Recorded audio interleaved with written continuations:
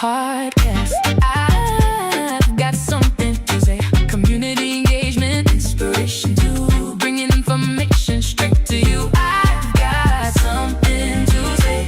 Podcast. Every voice can make a change. Together we'll help rearrange. Listen close and hear what's true. There's room for me and you, so tune right in and hear what's new. We got a message just for you. Listen, learn, and have your say. On the I've got something to say podcast. Hosted by Angela Canty Ingram.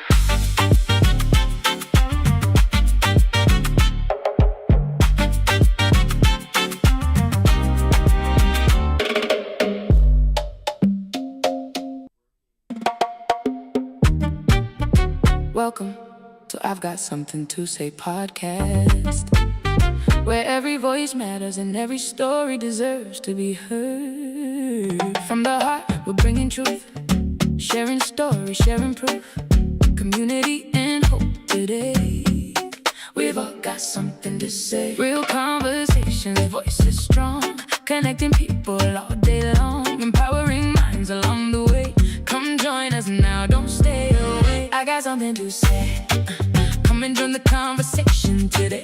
From the heart, we're lighting the way on the I've got something to say podcast. I've got something to say. Community engagement, inspiration to bringing information straight to you. I've got something to say podcast. Every voice can make a change. Together we'll help rearrange. Listen close and hear what's true.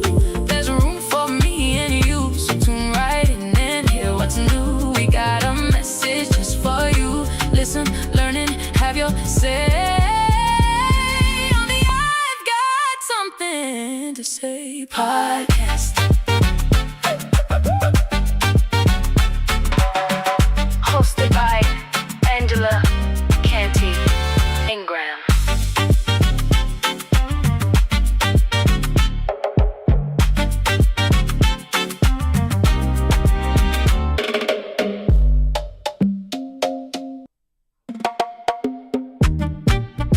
Welcome to I've Got Something to Say podcast, where every voice matters and every story deserves to be heard. From the heart, we're bringing truth, sharing stories, sharing proof, community and hope today.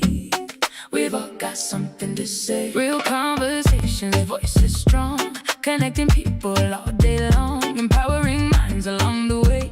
Come join us now, don't stay away. I got something to say. Come and join the conversation today.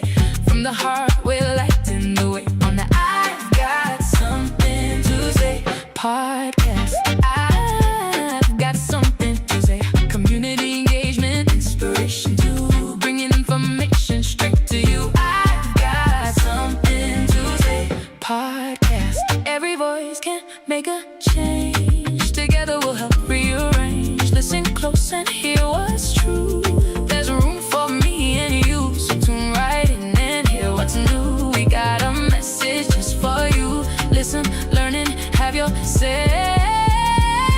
On the I've got something to say podcast. Hosted by Angela Canty Ingram.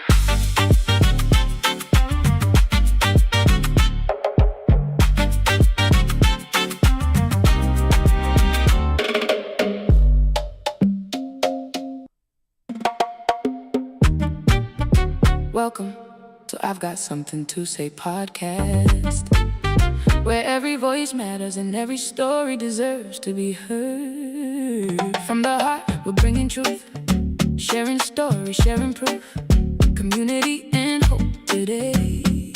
We've all got something to say. Real conversations, voices strong, connecting people all day long, empowering minds along the way. Come join us now, don't stay away. I got something to say. Come and join the conversation today.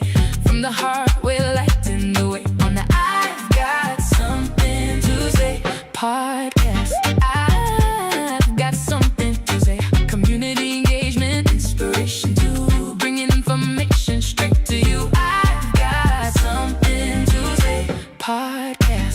Every voice can make a change. Together we'll help rearrange. Listen close and hear what's true.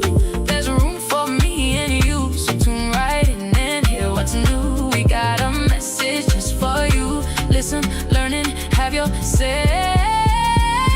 On the I've got something to say podcast. Hosted by Angela Canty Ingram.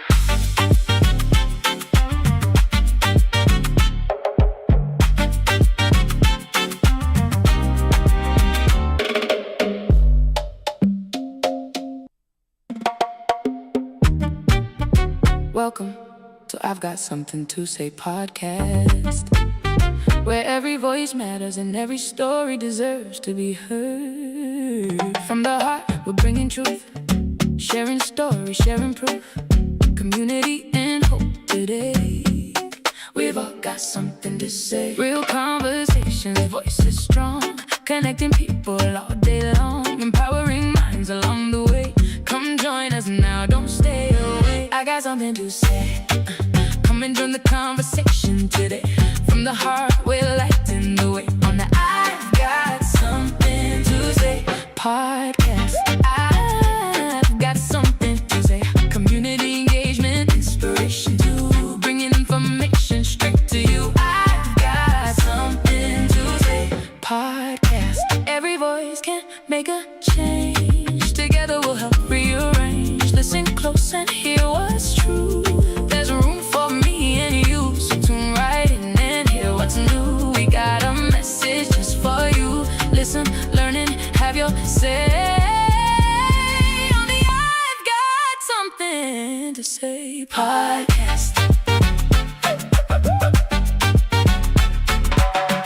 Hosted by Angela Canty Ingram.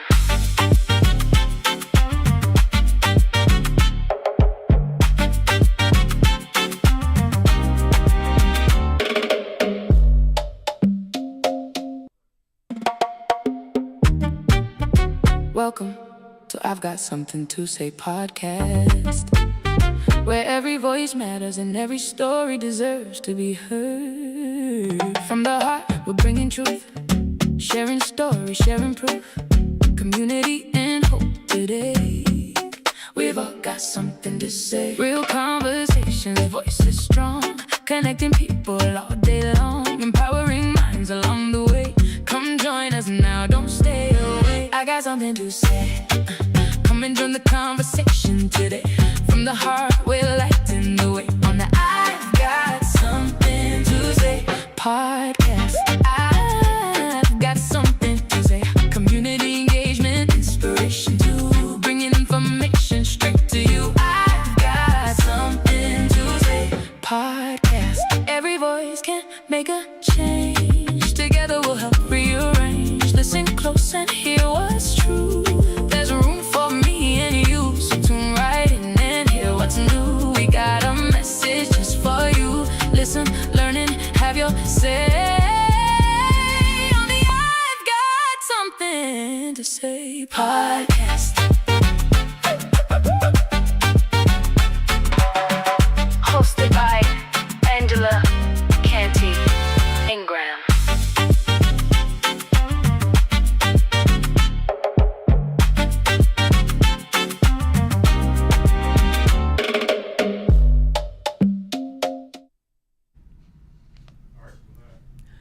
Hello, everyone. Welcome back to a brand new Wednesday episode of I've Got Something to Say podcast.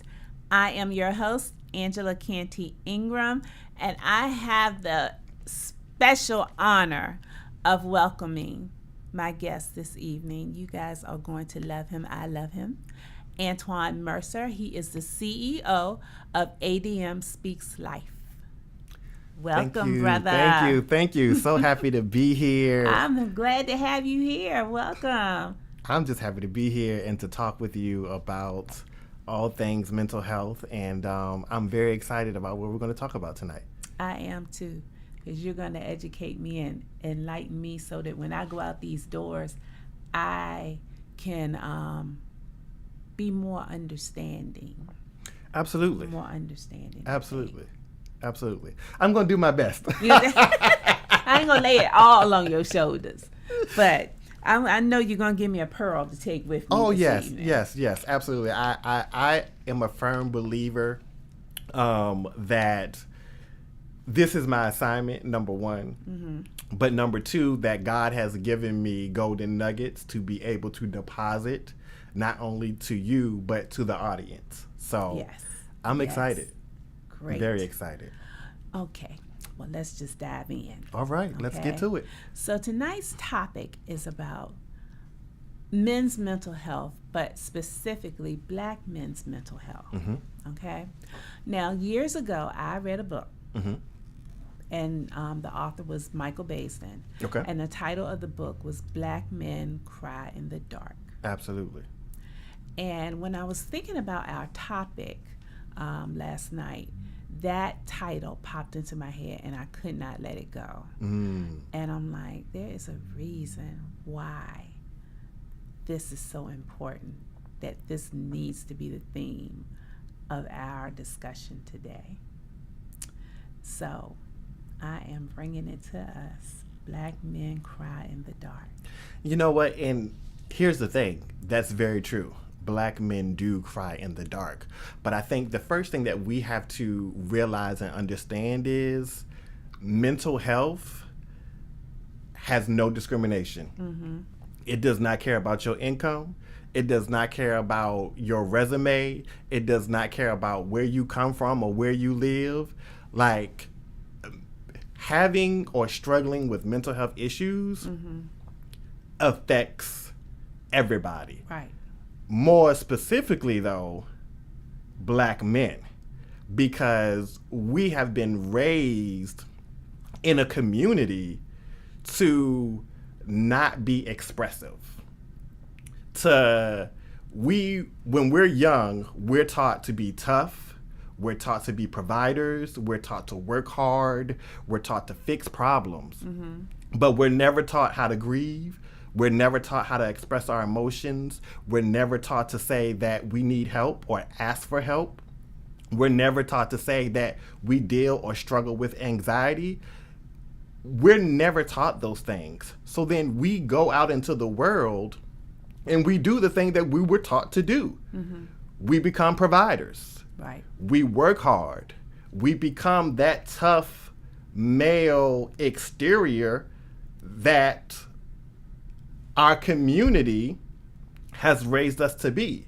And so oftentimes you get Black men, grown Black men, adult Black men, not being able to express their emotions, not being able to say, hey, I'm struggling, I need help. Mm-hmm. Not being able to say, hey, I'm grieving the loss of a job, or I'm grieving the loss of a friendship, or, not being able to say, hey, I have anxiety and I don't know what to do with that. Mm-hmm. Oftentimes we think therapy or talking to somebody or getting any type of help makes us look weak. Yeah. Because we've never had an opportunity or even a safe space for someone to say, it's okay to say you're not okay. Mm-hmm. And so we don't know how to do that. And so that is one of the things that now we have to really fight to learn and position ourselves in places and spaces and community right. where we can say, I'm not okay. I was talking to a friend the other day, and we were having a conversation. I had called her because I was having a moment and I needed someone to talk to. And she said something profound to me, and I want to say it here tonight. Mm-hmm. She said, you've been wearing a mask for so long that you've forgotten how to take it off. Mm. And that is very true, yeah. Right? We put on this mask that everything is okay, everything is fine, we're fine. When people ask, how you're doing, you know, the response is, Okay. okay, I'm okay. I'm fine. I'm well. Yeah. But knowing deep down inside, we're not really fine. We're not okay. We're not well, right? And then we put on this mask and we go out in the world and we show the world, I'm okay. I'm fine. I'm strong. I'm still showing up. I'm still working. I'm still doing the things I need to do Right. to provide for myself and my family. But then when we leave those places, we go home and we cry Right. to ourselves because we don't want to cry in front of anybody else. You know, we go home feeling empty and drained because we've given everything to everybody else, Yeah. but don't know how to ask for help for somebody to pour back into Back us. at us. Right. And so we've done that all of our lives. And so now it's routine. We've kept that mask on for so long, we don't even know how to take it off. Yeah. And a lot of that affects our identity of understanding and knowing who we are as black men. Because we got to put on and perform every time for everybody else instead of showing up in spaces and places where we can be our authentic selves. Wow. You would almost become robotic. Yes, absolutely. Very routine. Very routine. Yes. And that's the norm. That is the norm. And let's be honest, for those of us who grew up with fathers in the household, that's what we saw. We saw dad get up in the morning, go to work, come home, mom fix dinner, dad eats dinner, he might sit down, watch TV to relax, go to bed, get up and do the next Do the thing. same thing over And over. it's very routine, very robotic. And that's what we saw. And so a lot of us mimicked that behavior because that's all we knew. Right. And then for those of us that didn't have a father in the household, our mothers said to us, we couldn't be emotional. We couldn't cry. You know, I remember growing up and, you know, if you got a whipping by your mom or grandma, they say, You better not cry. or shut all that noise up before I give you something to cry about. You know, it's like, Yeah. you just hit me. Why can't I cry? Yeah. And they had no idea what that was actually doing. Absolutely. They thought they were just disciplining. They thought they were disciplining, but in Lifelong reality, scars. yes, it was creating lifelong scars for us as men not to be able to be emotional and thinking that being emotional is weak. And that's the farthest thing from the truth. Being emotional is far from weak. Right. But that's what we've told ourselves, right? You know, a lot of people were told if you cry, if you show too much affection, you're soft or you're gay or you're this or you're that. But showing emotion does not equate to someone's sexuality. Right. They're not. The two have nothing. They have nothing to do with one another. And so, a lot of times, that's why it's hard for black men to date. If we really want to be real and talk about it, is because now in this day and age, women want men that know how to communicate. They want men that know how to be expressive. They want men that know how to share their feelings and ask for help and say, I'm not okay. But most manly men or men who consider themselves alpha males don't know how to do that. Yeah, and that's the issue because we equate that with men being able to let us in. And if you can't let us in, then we aren't going anywhere. Correct. Absolutely. And so, you know, I think we have to first learn that we got to start peeling back some layers. Right? We can't be so quick to judge and write black men off just because they don't fit the mold of what we have conceived in our mind of what they should be. Right. Right? They checking the boxes. Checking the boxes. We got these applications and Yeah. we're just checking these. We need to throw all that out the window. We got to throw all of that out the window, and we got to start peeling back some layers, right? And we got to start saying, it's okay for you to say, I'm not okay. Yeah. And then we have to challenge ourselves, right? When someone says to you, hey, how are you doing? Don't just accept the I'm fine or I'm okay answer. Right. If they say I'm fine, what does I'm fine mean? Expound on that. Yeah. What does that look like? Yeah, because that's just a rehearsed answer. It's a rehearsed answer. And I'm guilty. I am so guilty. I do it all the time. It's like my brain is wired when somebody asks me how I'm doing. I say, oh, I'm fine, or I'm good, or I'm well. And then folks just keep on with the conversation. But knowing deep down inside, I'm not fine. I'm not well. Yeah. I am not You're like, okay. oh, I'm jacked up I today. am struggling with life and life's issues, and I don't know how to say, I'm not okay. And then the other thing is, there's this fear of how people will perceive you when you say, I'm not okay. Right. And then you also have to combat that with, do people even want to hear when you say, I'm not okay, and then start saying, well, these are the reasons why I'm not okay. Right, Because this happened to me and this happened to me. Do people really want to hear that? Yeah. 9 times out of 10, most people don't. Right.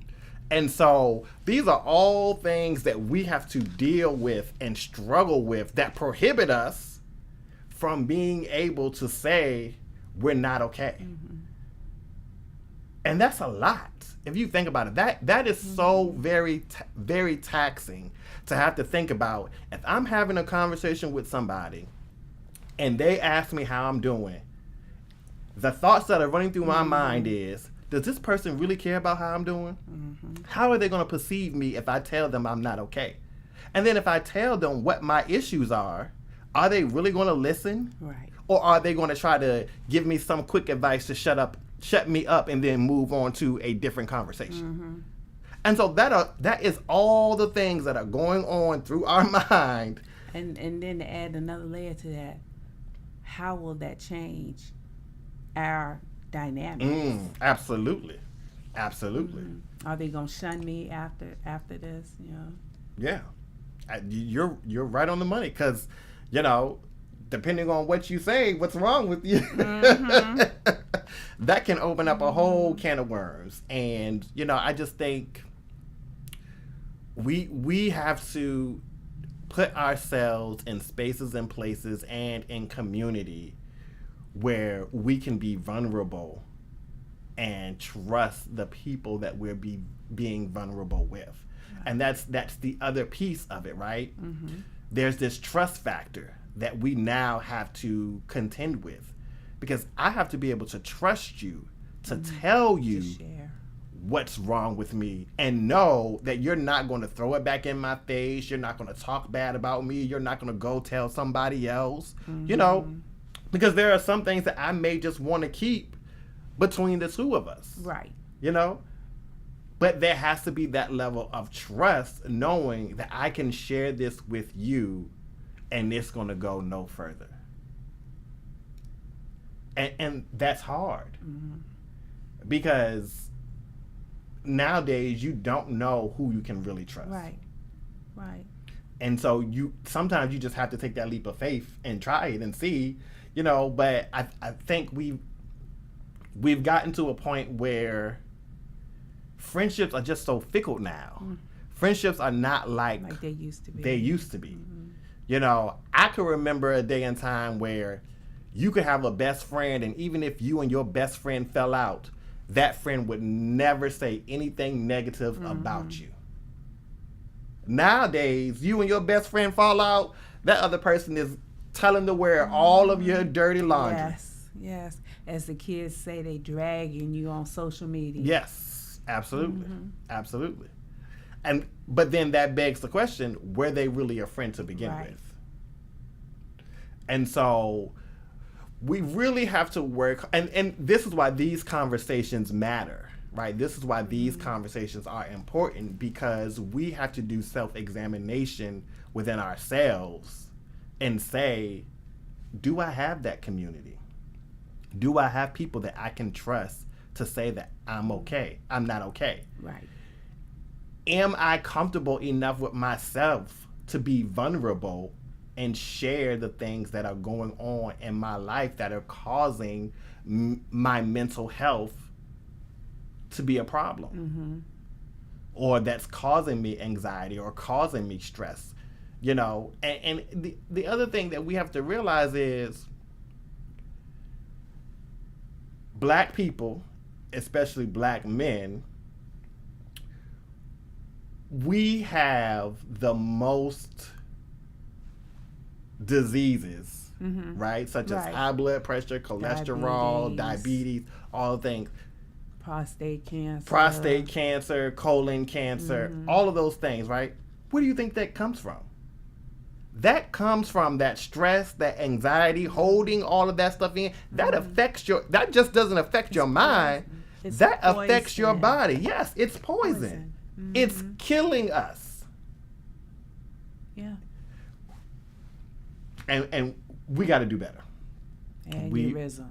Yes, absolutely, because we're just so stressed out and we keep everything inside, and it's like we're imploding from the inside because we haven't learned to be able to let it out. And here's the beauty in letting it out. When you let it out, you're helping someone else along the way. Right. Because then you're showing them it's okay to not be okay. I'll use my own self as, my example, right? So a lot of people don't know this. So this is the first time I'm saying this to all those that are listening and watching. Breaking news. Breaking news. So I have been unemployed for almost a year. Okay. I got laid off my job in September of 2025. Been at my job for almost 10 years. Came in one day and they said, this is it. Got laid off. Now, being the person that I am, my mindset was, I'm going to take the rest of the year and I'm just going to rest. Because I got a nice severance package.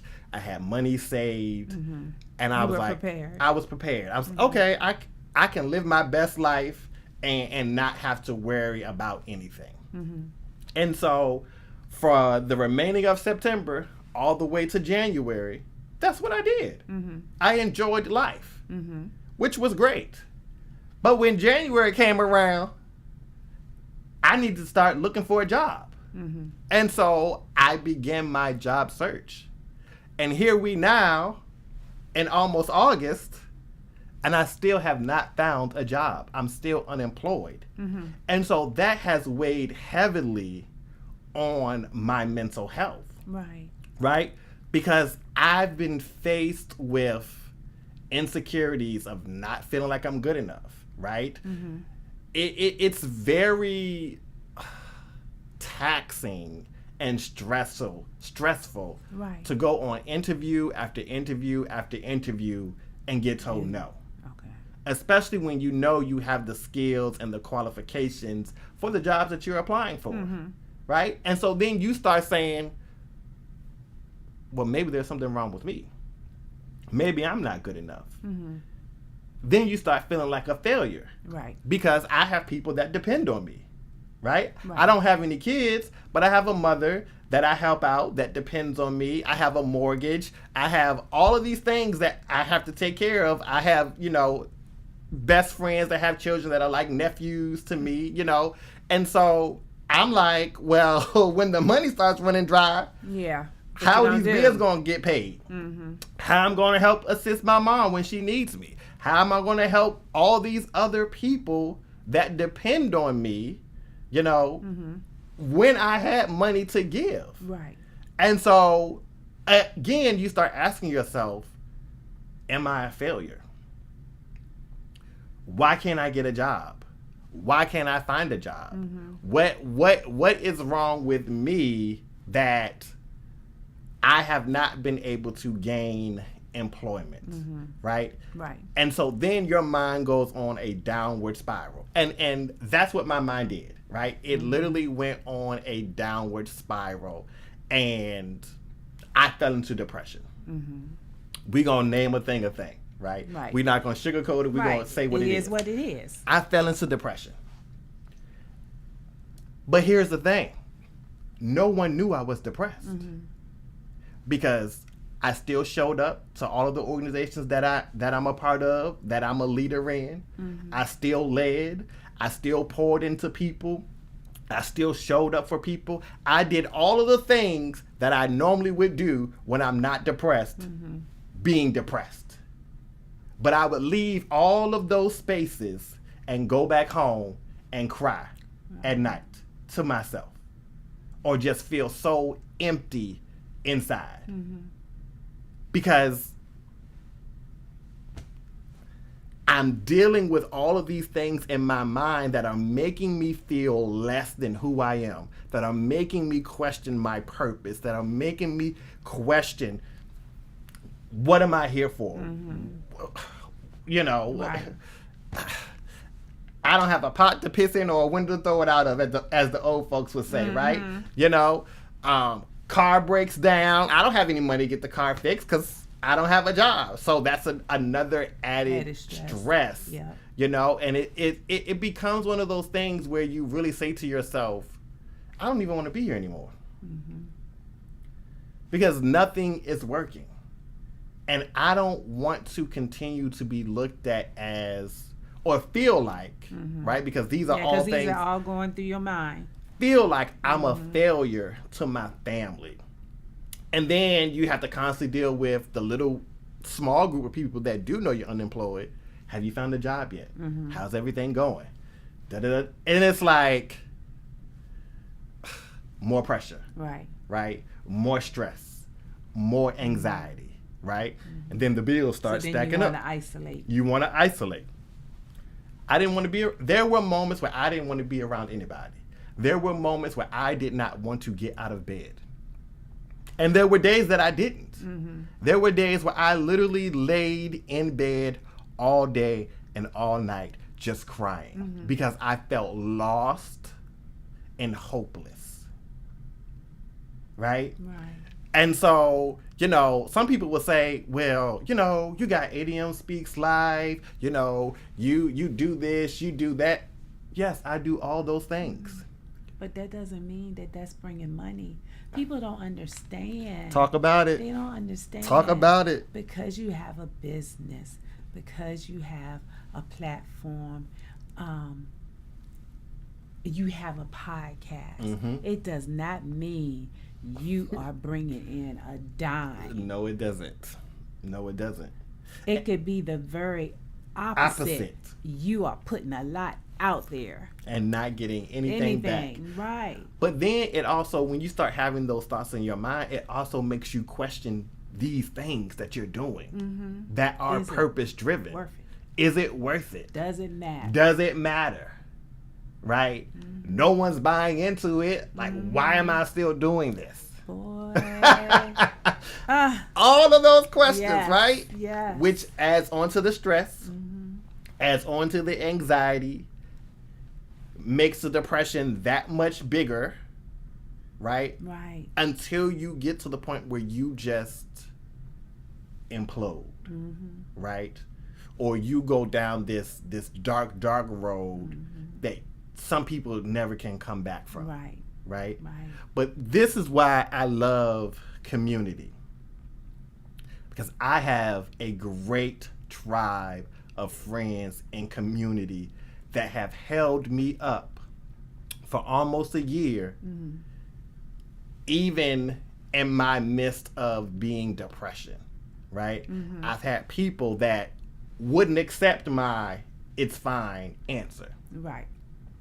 I've had people that have shown up for me in ways that I couldn't even imagine, you know? Right. I've had people say to me, it's okay to say you need help. Yeah. And then I have to say to them, I need help. Mm-hmm. You know, I had a friend, one of the things he told me, he said, don't be over there suffering in silence. Mm-hmm.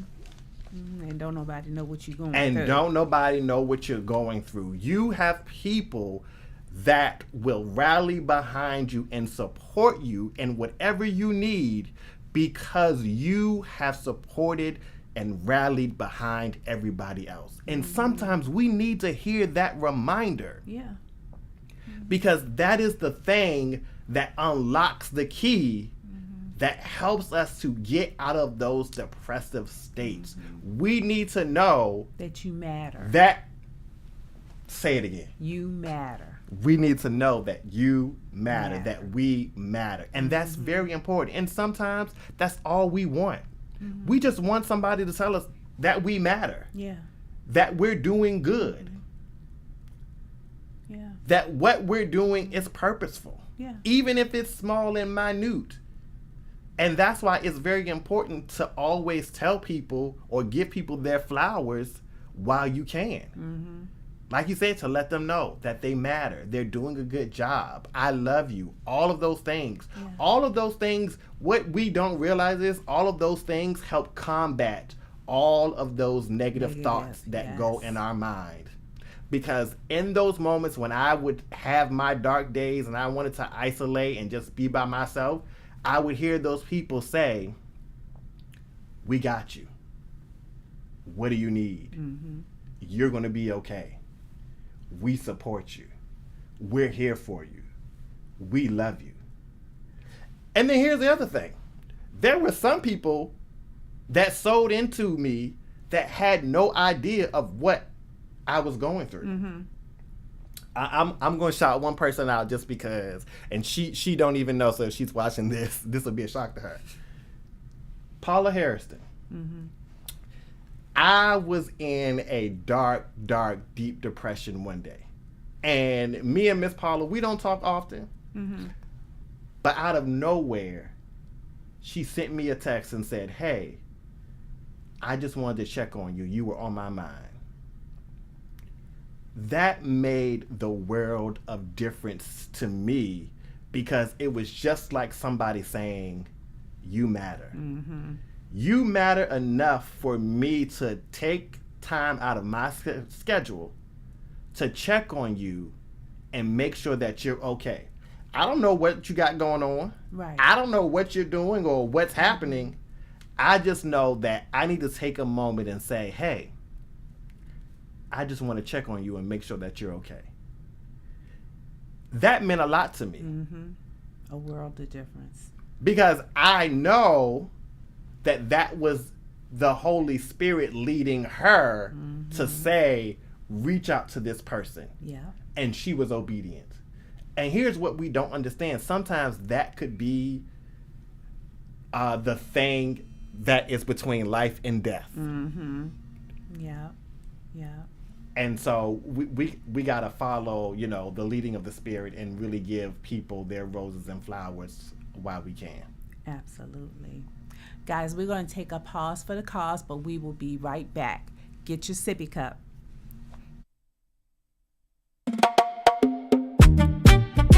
Welcome to I've Got Something to Say podcast, where every voice matters and every story deserves to be heard. From the heart, we're bringing truth, sharing stories, sharing proof, community and hope today. We've all got something to say. Real conversations, voices strong, connecting people all day long, empowering minds along the way. Come join us now, don't stay away. I got something to say. Come and join the conversation today. From the heart, we're lighting the way on the I've Got Something to Say podcast. I've got something to say. Community engagement, inspiration too, bringing information straight to you. I've got something to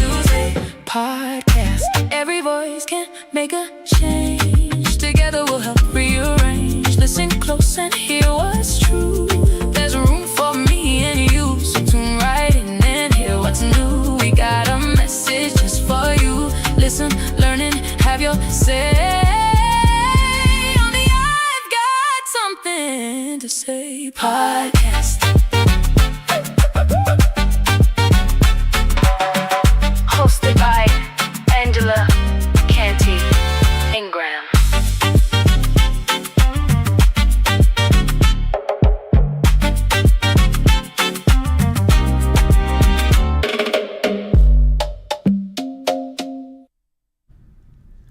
Well, welcome back, everyone. Hope you got your sippy cup and you're ready to dive right back in with us as we discuss Black Men Cry in the Dark. And as we were just speaking, I was letting him know that I first saw him at Miss Paula's anniversary for the Social Flair event studio, and then he came on my podcast back in March, and I never would have known that he was going through anything. Never. And here's the thing. A lot of people didn't know that any of this was going on in my life because, I kept everything to myself for the most part. There were a few people that knew, but most people didn't know. Mm-hmm. And even the few of my friends that did know, they were amazed at how I was still able to live my life as if I was still employed. Right. But I don't think they fully understood that, yes, while I'm making it look easy and I'm making it look good in the public eye, mm-hmm. I am crying on the inside. At night. I am having panic attacks. That door. Yes, I am having panic attacks because I'm wondering, how, when the first comes, how am I going to pay my mortgage? Mm-hmm. How am I going to pay the light bill? How am I going to pay the electric bill?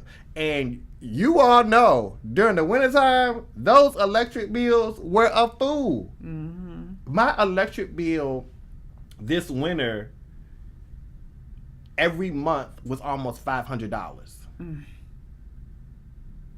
And so, trying to wonder and figure out how you're going to pay that. Right. When you really don't have any real income coming in to be able to take care of your bills. And so that's added stress and added anxiety. But you don't want to tell people that. Mm-hmm. You don't want to say, hey, I'm struggling over here. I'm struggling to pay my bills because I don't have a job. Right. Because typically what happens is people don't understand not having a job, right? Mm-hmm. We have this thing that we do in society that when somebody tells us a problem, we've already thought of a solution to give them versus just listening Mm-hmm. to the problem. Yeah. And so a lot of times I would tell some people that I was unemployed, and their first thing was, oh, well, you can go out and get a job here, or you can go out and get a job there. Mm-hmm. But here's what they don't understand. I'm gonna break it down for the people that are confused. In my profession, I made a 6-figure salary. Mm-hmm. My lifestyle, my bills, all of those things mm-hmm. reflected that 6-figure salary. Right. Yes, I can go out here and get a job. Mm-hmm. But if I go out and get a job that is paying me $30,000 or $40,000, I'm still going to be drowning in debt because it is not the 6-figure salary that my lifestyle has been accustomed to. Right. I'll never forget. I had to explain this to my mom, right? Because my mom is old school. She's a retired teacher. That's the only job she's ever had in her life. She taught for 30-some years mm-hmm. and retired. Okay. And so one day we were having conversation, and she said, are you applying for jobs that are within your salary range from your previous job. I said, yes. She said, do you think that's reasonable? Absolutely. Mm-hmm. And so this is what I had to say to her to really get her to understand. If you're an assistant principal and they merge two schools together, mm-hmm. and so they tell you they don't need two assistant principals, and they let you go, that assistant principal who has been accustomed to making, let's just say, $80,000 to $90,000 a year, mm-hmm. is not going to go or want to go and take an introductory teaching job where he's only making $40,000 a year. Mm-mm. Mm-mm. No. And so when I said it to her that way, it made sense. Mm-hmm. Now, don't get me wrong. There's nothing wrong with starting over. Mm-hmm. I have done it several times. But I shouldn't have to start over every time in my life where I hit a roadblock. Right. That doesn't make sense to me. Mm-hmm. And so, again, this is another thing that affects your mental health, because now that those questions are being asked or put in my head, I have to ask myself, is it pride? Am I not taking these low-paying jobs because of pride? No. Because if you were to do that, you got to take 2 or 3 jobs. Absolutely. In order to make what you need to make to sustain what you got over here. Absolutely. Absolutely. You hit the nail on the head. And that's really what I want. And so, because people don't often understand that, mm-hmm. I kept it to myself. Mm-hmm. I didn't tell people that I was unemployed. I didn't tell people, that I may struggle here and there. But here is the beauty of it all. And I'm going to sprinkle a little faith out here, right? Mm-hmm. Years ago, I would say probably 2010, 2011, like from 2010 to, let's just say, 2015. Mm-hmm. I went through a horrible period in my life. And in that time, my prayer to God was, I want to get to a point in my life where I am the lender and no longer the borrower. Fast forward to 2018, 2019, mm-hmm. God answered that prayer. He literally made me the lender mm-hmm. and not the borrower. Okay. Fast forward now, I'm unemployed. Mm-hmm. But guess what? I'm still the lender mm-hmm. and not the borrower. And some people who have borrowed money from me didn't know that I was unemployed. Mm-hmm. Some people who did. But here's the thing. Whenever someone came to me with a need, mm-hmm. God had it so that I had what they needed. Exactly. And I was mm-hmm. able to give it to them. Yeah. So now... Because he got you. Because he got me. Mm-hmm. So now that he has literally answered that prayer of making me the lender and not the borrower, my prayer now is, Lord, send the harvest. Mm-hmm. Keep sending the harvest. And every time you bless me, you can trust me to bless somebody else. Because I understand that even being unemployed, I haven't gotten an eviction notice. Mm-hmm. My lights have not been cut off.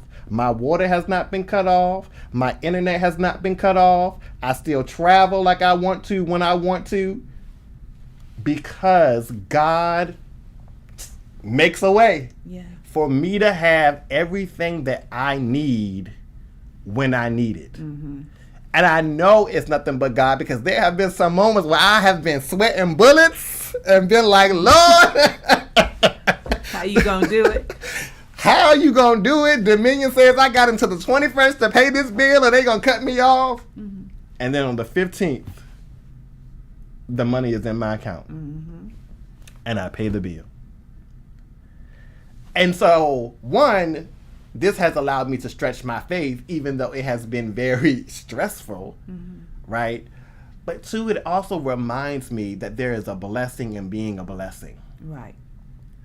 And I'm only reaping what I'm sowing. Mm-hmm. Because even when I was in need, I still blessed somebody else. And so God is not going to allow me to be without. Right. Right. Because he is using me to be a blessing. Mm-hmm. And I don't boast about it. I don't brag about it. I don't do anything. Most people don't even know that I do stuff for people. Mm-hmm. Because that's not the point. Right. The point is when it's laid on your heart, you do it. Mm-hmm. Right? To be obedient. To be obedient. Mm-hmm. And I attribute that, right, me being obedient, to the fact of my community showing up for me in the way that they show up. Right. And allowing me to be vulnerable and comfortable to say, I'm not okay. I need help. Mm-hmm. I just need to talk to somebody and just put it all out there to get it off of me. Mm-hmm. And they have allowed me to do that. You know, my birthday was Monday. People leading up to my birthday kept asking me, are you doing anything for your birthday? Are you doing anything? I didn't want to do anything. Mm-hmm. I wanted to be by myself in my bed, pillow covers over my head, isolated, lights off. Mm-hmm. I didn't want to talk to nobody. I didn't want to see nobody. Because I felt like I'm turning 46. Mm-hmm. I'm unemployed. The bills won't stop coming. You know, I have to rely on my mom versus her relying on me. You know, my mama did her job and raised me. She did her job and took care of me. Now it's my time to take care of her. And not being able to do so hurts me. Mm-hmm. Right? That plays with my mental health. That plays with my mind. You know, all of the things. And so I didn't want to do nothing. And so a couple of my friends were like, you should have a gathering at your house with your close, intimate friends, your community, to be there, to show up for you, to support you. Okay, let's do that. I tried to cancel. I know you did. So many times. I mean, I went back and forth. I don't want to do this. And then finally I just said, you know what? I need people to show up for me the way that I show up for them. And they did that. And it was amazing. And so this is what I did on my... So I had that gathering the day before. Mm-hmm. They showed up for me. They loved on me. It was absolutely amazing. So on Monday, the day of my birthday, I had a funeral. I wore all black and buried the old me. Buried the person that wasn't comfortable saying, I'm not okay. Mm-hmm. I buried the person that felt like I wasn't worthy. I buried the person that was fearful of the unknown. I buried the person that was anxious of how the bills are going to get paid or how everything is going to get taken care of. Because now I understand the story is already written. Right. I just got to stay on the path. Yeah. And so I buried all of those negative things on the day of my birth. Mm-hmm. And I was reborn. And so now all I am receiving is positive thoughts, positive energy, positive people in my community that can uplift me and support me and pour into me like I have poured into them. Mm-hmm. And so this next year of my life, this next phase of my life, that is the direction that I'm moving in. Now, does that mean there are not going to be some hard days? No. Right. But there will be. How you deal with them and how you perceive them will be totally different. Absolutely. Mm-hmm. Because now I know when that thought comes into my mind saying, you're not enough, I know I can look in the mirror and say to myself, I am more than enough. More than enough. I am more than a conqueror. Yeah. And I can start speaking life there you go. into myself. Yes. Yeah. As you've spoken into so many others, it's time for you to bring that thing on around. Absolutely. And to my black brothers out there, this is how we start destroying that narrative of what society wants us to be, so that we can show up to be our authentic self. The other thing is, I went and got some professional help. I got a therapist that I can talk to and be able to share things with to help me deal and process with a lot of the trauma and things that I've been through. Because I realized that a lot of this stuff is trauma related. One of the things she said to me, so I've always been a worker, right? I've always had multiple jobs. My friends used to say I got Jamaican in me because I always had 3, 4, 5 jobs because I've been in a place where I didn't have a roof over my head, where I had to move from friend's couch to friend's couch to friend's couch. I've been in places where I've had to live in bug and rodent infested hotels because I didn't have any place to live. Right. So because I've experienced that level of poverty, I always told myself I'm never going back to that. And so I worked 3, 4, 5 jobs to not be back in that position. And so when I was in my 6-figure salary era, my therapist said, why won't you let some of those jobs go? And I said, I don't know. And she said, you won't let them go because they're your security blanket. Because you're afraid that if you let them go, you'll fall back into the past that you've walked away from.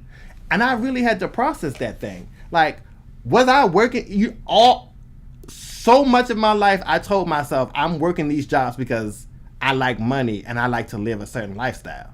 But the truth of the matter was I was working all of these jobs because they were my security blanket. Right. And I needed to let that blanket go. And so I did. And so now I'm in this space with no job, no security blanket. Like, where is my security? No, nothing. And I want to be like, now you told me to let those jobs go and look what happened. But the beauty of it all is I haven't fallen. God has provided every step of the way, which let me know I didn't need that security blanket. But here's the other thing that I'm also realizing. Now, I'm a firm believer that God has a job out there for me, and when it's my time, that job will come and that will be that. Yeah. But I also understand that sometimes God has to take us out of comfortable places to put us in an uncomfortable place. Because here's the thing. That's where the growth is right there. That's where the growth is, number one. Number two, it's where you understand your assignment.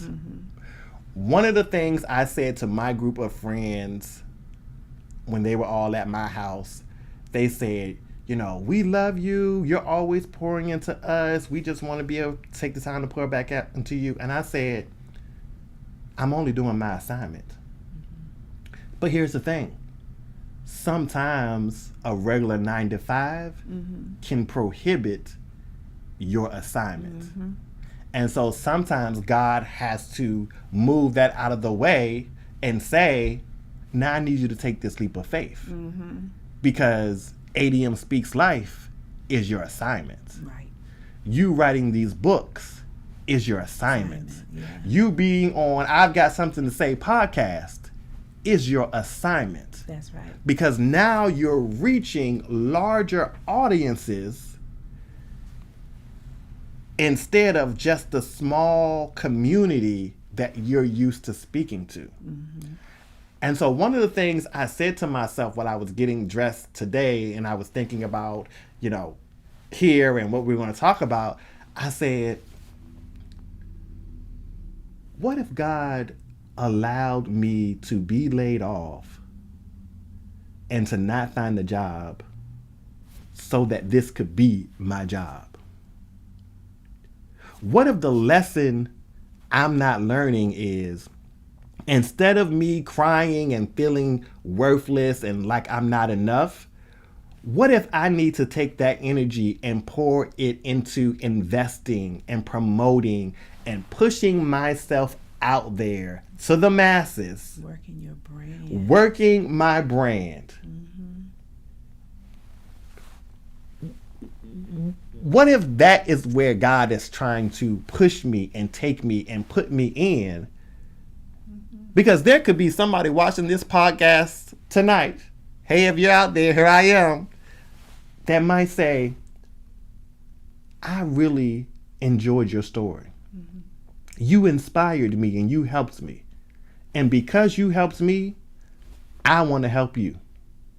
And they may have a connection that, could set me up for a lifetime. Exactly. And so what I am learning, even in the midst of this valley, is that being in a valley is not always bad.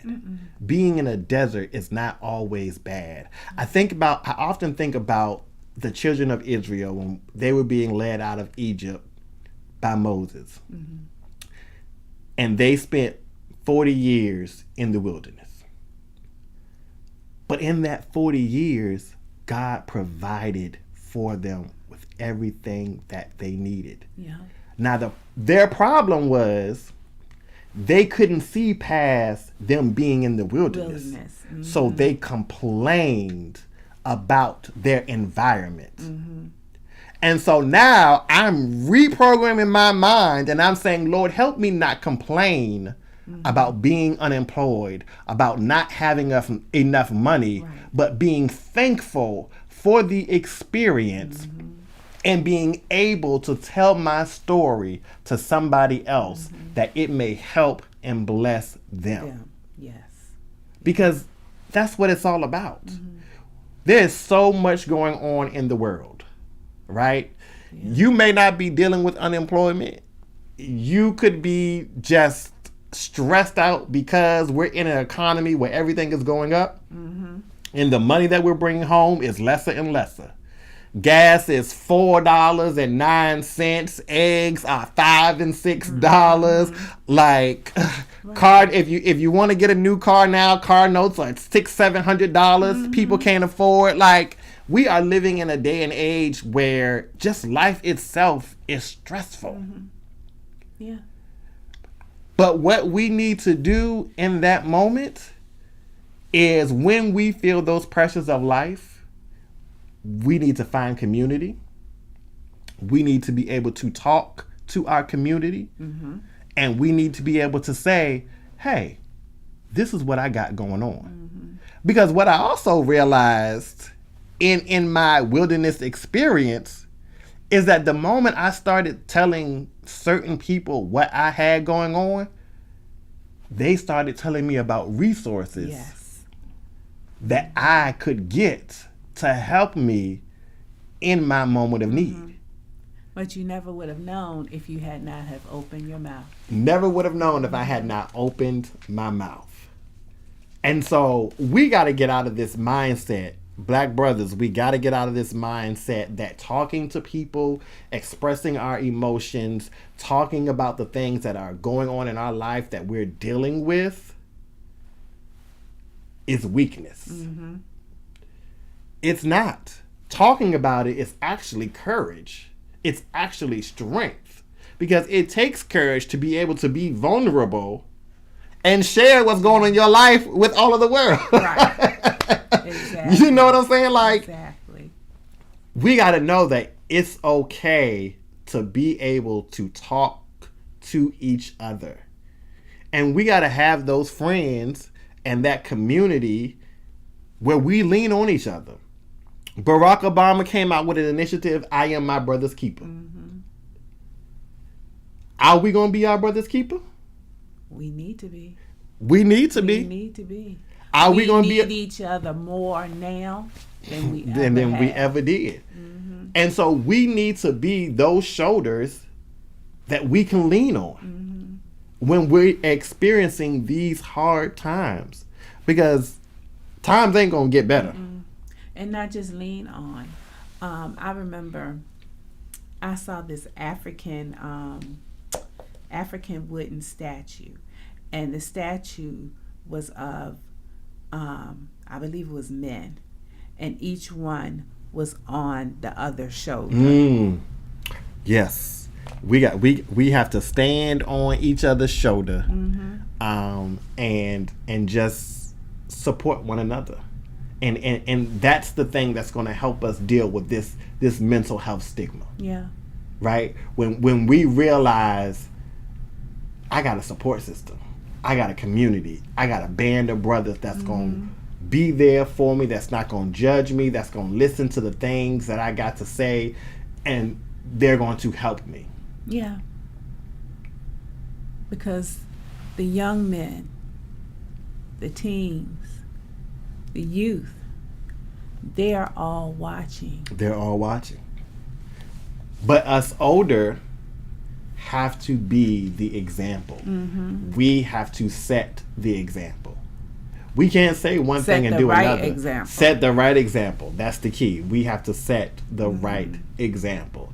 And so I hope today that my story and everything that I said has pierced and touched somebody's heart in a way where they're saying to themselves, I'm not okay, but I'm okay with sharing that with somebody who is close to me that I trust, that can show up for me and support me. Because we are like a chain, right? Right. And so if we all bound together, the chain is strong. Right. The minute a piece comes off, the chain becomes weak. And so we need to bound together in love and unity and respect to be able to have these conversations. And you know what I think? And know that there's not going to be any judgment. Absolutely. I'm going to work on creating some type of program where men can just come together and just talk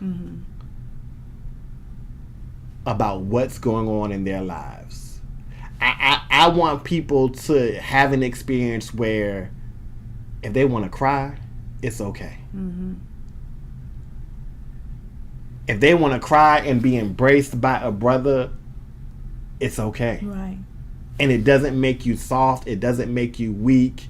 It doesn't make you any of these things society tries to put on you and labor on you.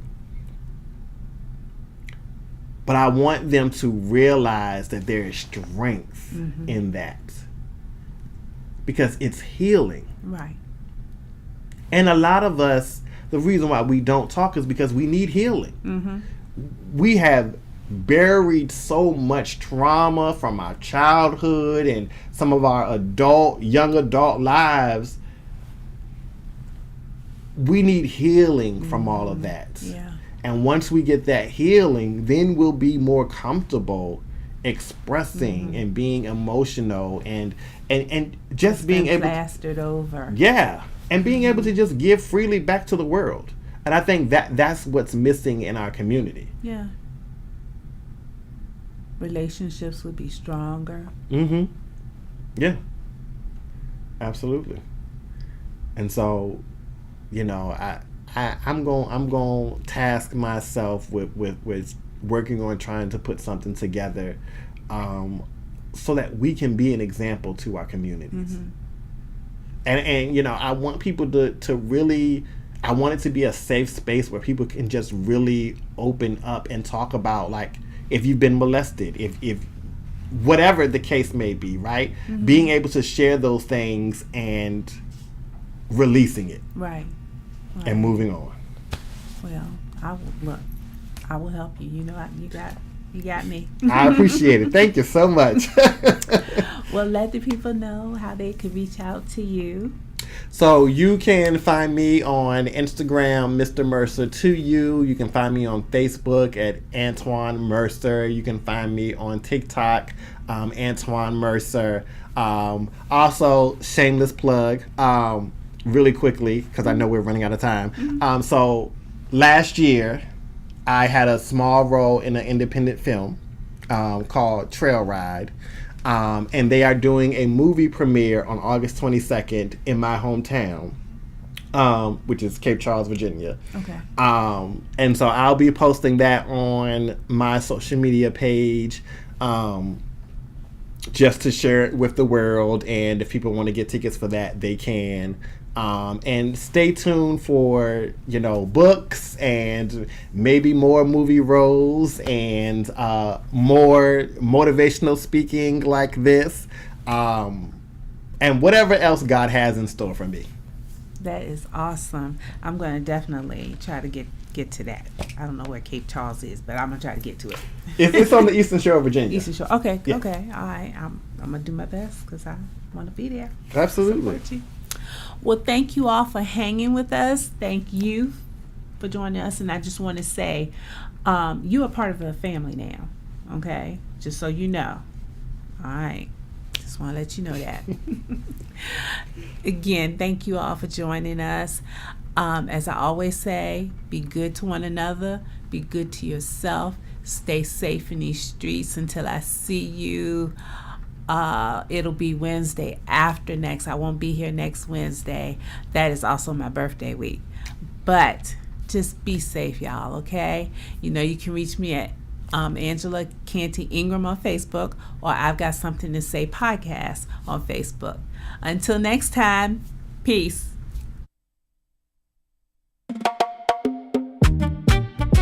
Welcome to I've Got Something to Say podcast, where every voice matters and every story deserves to be heard. From the heart, we're bringing truth, sharing stories, sharing proof, community and hope today. We've all got something to say. Real conversations, voices strong, connecting people all day long, empowering minds along the way. Come join us now, don't stay away. I got something to say. Come and join the conversation today. From the heart, we're lighting the way on the I've Got Something to Say podcast. I've got something to say. Community engagement, inspiration too, bringing information straight to you. I've got something to say podcast. Every voice can make a change. Together we'll help rearrange. Listen close and hear what's true. There's room for me and you, so tune right in and hear what's new. We got a message just for you. Listen, learn, and have your say. On the I've Got Something to Say podcast. Hosted by Angela Canty Ingram.